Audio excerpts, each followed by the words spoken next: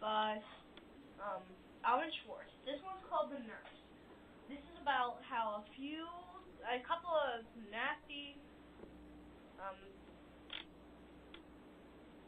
it's about a girl who's just started working in a hospital, and a couple of doctors play a nasty prank on her. Something hideous happens. It scares me to death. Even though when I read it, it scares me. So, feel free to look behind you whenever you want, if you do. Thumbs up if you did look behind you, or if you did feel that tingle up your spine, or if you did get a little scared. Thumbs down if you didn't.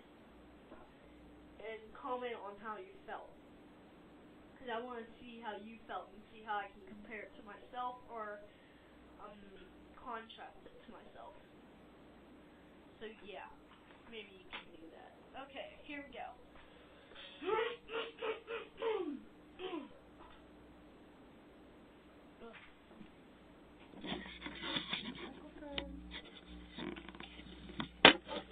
Okay, here we go.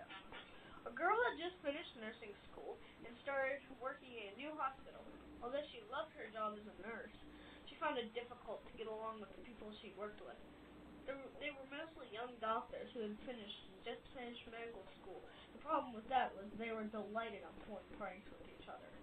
They thought it would be difficult to live with them in the residence next to the hospital because they stayed up late at night and made too much noise.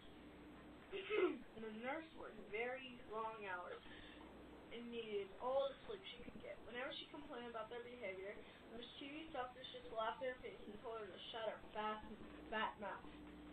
The nurse eventually had to report to the young doctors to the hospital manager, and they got in all sorts of trouble. The doctors began to really hate the nurse and spent days devising a plan on how they could get revenge on her. Finally, one of the doctors came up with a really sick prank that they could play on the nurse and all the others. Gleefully agreed to help. That night, they broke into a mortuary in the hospital's basement and sawed the arm off a corpse. Then they sneaked into the nurse's bedroom and put the severed arm under her bedclothes. They placed it at the bottom of the bed so that when she lay down, her feet would touch it. Chuckling to themselves, they stood in the hallway, waiting for the young nurse to go to bed. As the girl went into their bedroom, the doctors couldn't stop themselves from laughing out loud.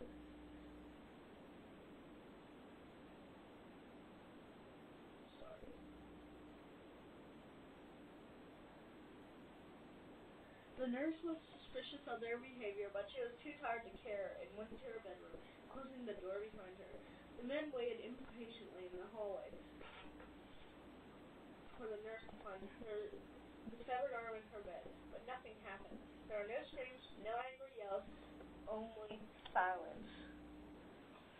After a while, the doctors got fed up with waiting around and decided to take a turn in for a night. They assumed that they had placed the severed arm too far down the bed, and the nurse must not have felt it. The next morning they woke up. The doctors went to check on the nurse, receiving no answer when they knocked on the door. They turned the handle and went inside. The room seemed to be completely empty.